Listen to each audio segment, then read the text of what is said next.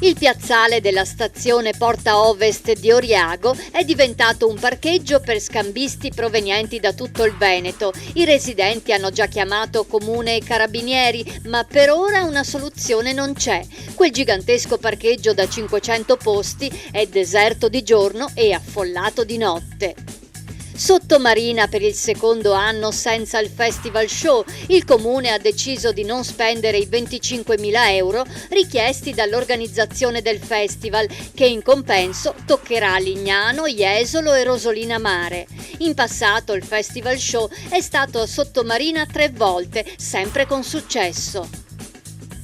Chiude il sexy shop Sesto Senso di Vittorio Veneto, l'unico in città. Finita l'epoca delle bambole gonfiabili e della biancheria eccitante, i portafogli vuoti non permettono certo di scialare con i gadget erotici. Eppure, stando alla cronaca, Vittorio Veneto sarebbe tutt'altro che una città puritana.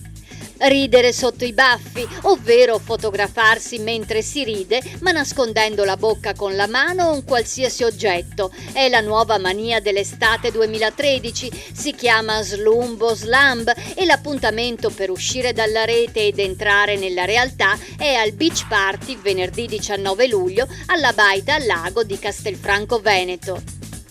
In arrivo a Padova 35 nuove telecamere, si aggiungeranno alle 120 già esistenti e saranno collegate con la centrale dei vigili. Gli occhi elettronici si concentreranno nei punti più caldi della città, prima di tutto il piazzale della stazione e Prato della Valle e poi la Stanga, l'Arcella e Chiesa Nuova.